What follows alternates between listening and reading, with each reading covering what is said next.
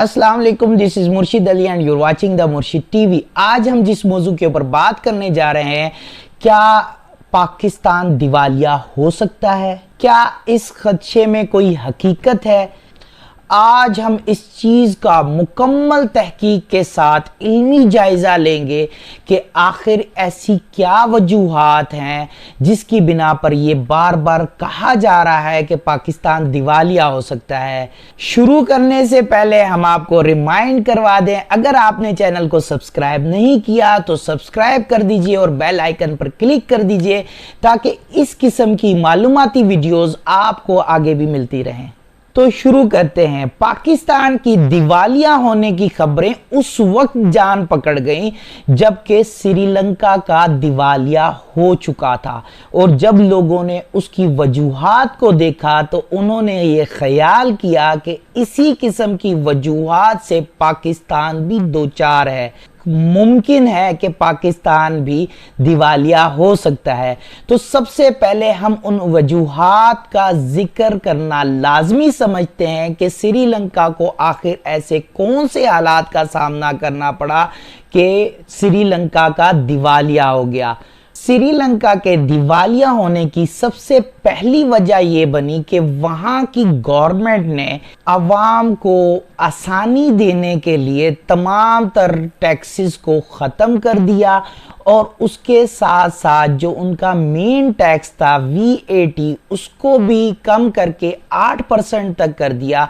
इसकी बुनियादी वजह यह थी कि वहां की गवर्नमेंट ने, श्रीलंकन गवर्नमेंट ने ये सोचा कारोबारी हजरात को सब्सिडी दी जाएगी तो वो इसी पैसे को री इन्वेस्ट करेंगे और मुल्क के अंदर ज़र मुबादला ज़्यादा आएगा, ज़्यादा से ज़्यादा इन्वेस्टमेंट होगी तो तरक्की और खुशहाली आएगी, और 5 साल के बाद हम इसी टैक्स को दोबारा से जारी कर देंगे।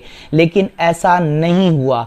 लोगों का गवर्नमेंट के ऊपर बिलीव नहीं था, जिसकी वजह से कारोबारी हजरात ने री इन्वेस्ट नहीं किया, और इसी किस्म के मामलात पाकिस्तान को भी फेस करने को मिल रहे हैं। यहाँ पर भी 85% गैलिप सर्वे के मुताबिक लोगों का यकीन नहीं है, कारोबारी हजरात का बिलीव नहीं है कि पाकिस्तान की मौजूदा गवर्नमेंट कुछ बेहतरी ला सकती है। तो ये एक बुनियादी वजह बना कि लोगों ने ये ख्याल किया कि श्रीलंका की तरह पाकिस्तान भी बैंकरप्ट हो सकता है, दिवालिया हो सकता है। दूसरी बुनियादी वजह श्रीलंका के दिवालिया होने की वो ये थी कि वो IMF के प्रोग्राम में रजिस्टर्ड नहीं था। जी हाँ, पाकिस्तान जबकि IMF के प्रोग्राम में रजिस्टर्ड है। IMF वो इदारा है जो फिस्कल डिसिप्लिन लेकर आता है किसी भी कंट्री के अंदर, उनको सही तरीके से एक सही नहज पे इकोनॉमिकली एक सही ट्रैक पर चलाने की कोशिश करता है। तो श्रीलंका उससे रजिस्टर्ड नहीं था, जबकि पाकिस्तान IMF से रजिस्टर्ड है, और IMF अपनी बदनामी नहीं कराना चाहेगा। तो सिंपल सी बात है, एक बुनियादी वजह जो पॉजिटिव पॉइंट है जो श्रीलंका के लिए नेगेटिव था और पाकिस्तान के हक में है, वो ये कि पाकिस्तान IMF के प्रोग्राम से रजिस्टर्ड है। तीसरे नंबर पे जो वजह है, किसी भी मुल्क का अर्निंग के जो मेन जराए हैं, जैसे कि श्रीलंका के पास 2 जरिए थे। नंबर 1 के ऊपर था टैक्स कलेक्ट कर कर रेवेन्यू जनरेट करना। नंबर 2 के ऊपर था सियाहत से उनकी बड़ी इनकम आती थी, लेकिन कोविड-19 के दिनों के अंदर सफरी पाबंदियों की वजह से उनका ये भी ज़ीरो हो गया, और दोबारा इस टूरिज्म की इंडस्ट्री को खड़ा होने में यकीनन टाइम लगना था, लेकिन उस वक्त तक बहुत देर हो चुकी थी, कोई और तरीक़ेकार अर्निंग का नहीं था। जबकि पाकिस्तान ने अगर 2021 के अंदर देखा जाए तो इन्होंने जो ग्रोथ रेट शो किया है 2021 में वो 6% है। अब जबकि दुनिया के अंदर अमेरिका ही पिछले 2 क्वार्टर से नेगेटिव ग्रोथ शो कर रहा है, तो हम तो फिर तरक्की पजीर ममालिक में से हैं। इस वक्त हमारी ग्रोथ इतनी मुमकिन नहीं है। तो ये कोई एक दफ़ा की नेगेटिव ग्रोथ होना कोई इतनी बड़ी वजह नहीं है। आप देखें ना कि श्रीलंका के 2019 में जो ज़र्रे मुबादला के ज़खायर थे वो थे $7.6 बिलियन, और इसी तरीके से 2020 के अंदर ज़र्रे मुबादला के ज़खायर थे $5.7 बिलियन, और 2021 के अंदर $3.1 बिलियन, और जबकि वो दिवालिया डिक्लेयर हुआ, बैंकरप्ट डिक्लेयर हुआ, उससे पहले $1.8 बिलियन। तो इसका मतलब ये है कि इसके ज़र्रे मुबादला के जो ज़खायर थे, जो डॉलर के रिजर्व्स थे, वो कम होते जा रहे थे।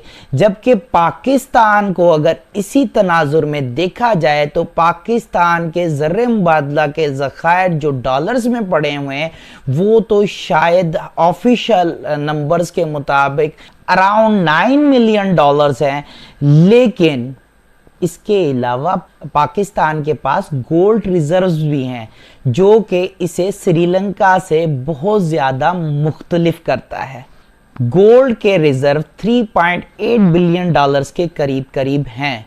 चौथी और बहुत बड़ी वजह डॉलर्स की कीमत का बढ़ना, महंगाई का इंक्रीज होना स्टॉक एक्सचेंज में, जबकि इंटरनेशनली स्टॉक एक्सचेंज के अंदर बल्कि पूरी दुनिया के अंदर रिसेशन की कैफियत है। पूरी दुनिया इस चीज़ को कह रही है, सब लोग डाउन जा रहे हैं। उस वक्त पाकिस्तान की स्टॉक एक्सचेंज में भी मंदी आने की वजह से लोगों ने ये ख्याल किया कि पाकिस्तान दिवालिया हो सकता है, क्योंकि श्रीलंका में भी सेम हालात है। वहाँ पे भी डॉलर की कीमत आसमान से बातें कर रही थी और महंगाई अपने उरूज पर थी। यह एक बुनियादी वजह थी, महंगाई, और उसके साथ साथ डॉलर की कीमत का बढ़ना और रुपए की कदर में कमी आना। उससे लोगों को लगा कि शायद पाकिस्तान में भी श्रीलंका जैसे हालात पैदा हो रहे हैं, जबकि ऐसा नहीं है।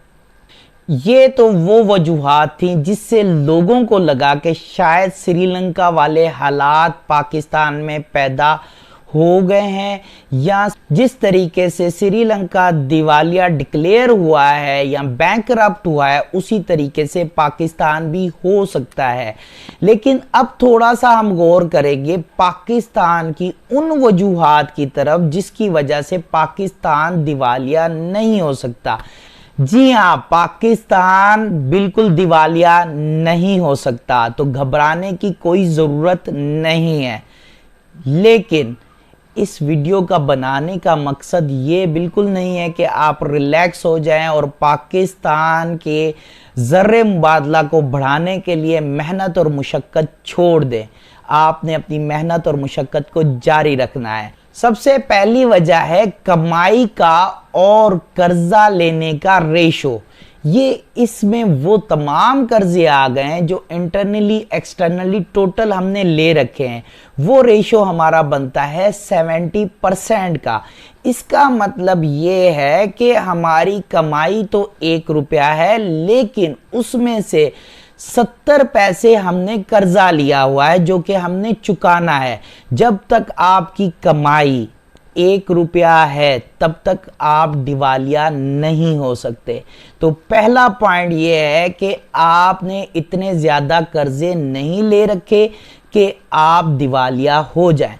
दूसरे नंबर पे जो बुनियादी वजह है वो ये है कि एक्सटर्नल आपने कितने कर्जे ले रखे हैं और उसका आपकी कमाई से क्या रेशो बनता है। तो एक्सटर्नल जो हमने बाहर से IMF और वर्ल्ड बैंक और दूसरे कंट्रीज से जो कर्जे ले रखे हैं उसका जो पाकिस्तान की अर्निंग से जो रेशो बनता है वो है 40%। तो इसका मतलब ये है कि 40% की रेशो में अभी भी हमारी अर्निंग 100% यानी कि ₹1 है, जबकि उसमें से सिर्फ 40 पैसे हमने कर्जा बाहर के लोगों से लिया है। जो अंदरूनी कर्जों को तो बंदा टाल लेता है, कोई मसला नहीं है, लेकिन बैरूनी कर्जों को टालना बहुत ज़्यादा मुश्किल होता है, जो कि हम आसानी से अपनी इनकम में से अदा कर सकते हैं। यहाँ पर एक बात याद रखिएगा, श्रीलंका के जो कर्जे थे वो 100% प्लस थे। ये रेशो उसका 100% से ज़्यादा था, यानी कि अर्निंग कम थी और 100% से ज़्यादा था। ऊपर से टैक्स में भी आपने सब्सिडी दे दी, उसके साथ साथ टैक्स में सब्सिडी देने के साथ साथ आपकी इनकम कोविड-19 की वजह से डिस्टर्ब हो गई। तो आपके पास अर्निंग इतनी नहीं थी कि जितना आपने छूट दे दिया लोगों को, और उसकी वजह से बैंकरप्ट होने की कंडीशन आप पर लागू हो गई। जबकि पाकिस्तान में ऐसे कोई हालात नहीं है। एक और बुनियादी वजह यह है कि श्रीलंका ने 36% के around international bonds international market के अंदर उतारकर उसकी मद पर कर्जा ले रखा था, जो कि सबसे एक्सपेंसिव मेथड है कर्जा लेने का।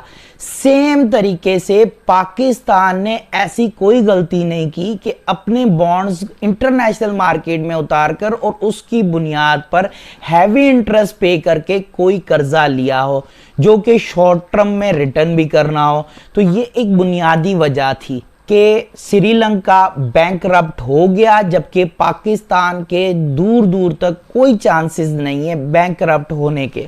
उसके बाद हम बात करें शॉर्ट टर्म लोन्स की। पाकिस्तान के जो ओवरऑल शॉर्ट टर्म लोन्स हैं वो 7% के हैं। तो इसका मतलब ये है कि पाकिस्तान को जो विद इन 1 ईयर अदायगियां करनी है वो सिर्फ 7% की हैं, जो कि ये आसानी से अदा कर सकता है। जबकि श्रीलंका को 2026 तक $25 बिलियन के कर्जाजात अदा करने हैं, जिनमें से $7 बिलियन के फिल 4 अदा कर रहे हैं, ताकि वो इस बैंकरप्ट कंडीशन से बाहर निकल सके। उसके बाद जो चौथे नंबर पर हमारे पास पॉइंट आ जाता है, जिसकी वजह से पाकिस्तान का दिवालिया नहीं हो सकता, वो बुनियादी वजह यह है कि जो टर्म्स ऑफ लोन्स हैं, पाकिस्तान ने सिर्फ 20% कमर्शियल लोन्स ले रखे हैं। उसके अलावा जितने भी लोन्स हैं वो सब 80% लोन्स पाकिस्तान के कमर्शियल नहीं हैं, जो कि आसान शराइत पर IMF, वर्ल्ड बैंक या दोस्त ममालिक से लिए हुए हैं। तो जिसकी बुनियाद पर हमें heavy amount of interest rate कहीं पर भी पे नहीं करना, और जिसको हमें पे करने के लिए भी आसान एक साथ मिल सकती हैं। तो ये एक बुनियादी वजह है कि पाकिस्तान बैंकरप्ट नहीं हो सकता। ये तमाम वो वजूहात थी जिसकी वजह से पाकिस्तान बैंकरप्ट नहीं हो सकता और पाकिस्तान को श्रीलंका के साथ मिलाया नहीं जा सकता। एक बड़ी बुनियादी वजह भी पाकिस्तान की जियो स्ट्रेटेजिक पोजीशन है। ये जिस जगह पर वाक़या है पाकिस्तान, इसके पड़ोस ममालिक में अफगानिस्तान, चाइना, ईरान और इंडिया है। तो इस पोजीशन के ऊपर मौजूद ऐसी कंट्री जो कि एक न्यूक्लियर स्टेट भी हो, उसका बैंकरप्ट हो जाना ये मुमकिन ही नहीं है। उसको कोई बैंकरप्ट होने ही नहीं देगा। हमें इस वक्त जो चीज़ रिक्वायर्ड है वो पॉलिटिकल सर्टेनिटी है। हमारे मुल्क में इस वक्त जो पॉलिटिक्स के हालात हैं, पिछले 8 माह से जो एक रस्साकशी वाला माहौल जो हमारे मुल्क के अंदर मौजूद है, ये माहौल अगर ख़त्म हो जाए तो पाकिस्तान ना सिर्फ फलेगा फूलेगा बल्कि ये बहुत जल्द तरक्की भी करेगा और इसके अंदर वो तमाम तर खूबियाँ मौजूद हैं जो एक एडवांस्ड कंट्री के अंदर होनी चाहिए। अल्लाह इस मुल्क का, इस कौम का हामी व नासिर है। अल्लाह इस मुल्क को हमेशा कायम रखे। पाकिस्तान जिंदाबाद। अपना और अपने इर्द गिर्द के लोगों का ख़ास ख्याल रखिएगा। वीडियो अगर पसंद आई है तो इसको लाइक और शेयर लाजमी कीजिएगा। अल्लाह हाफिज़।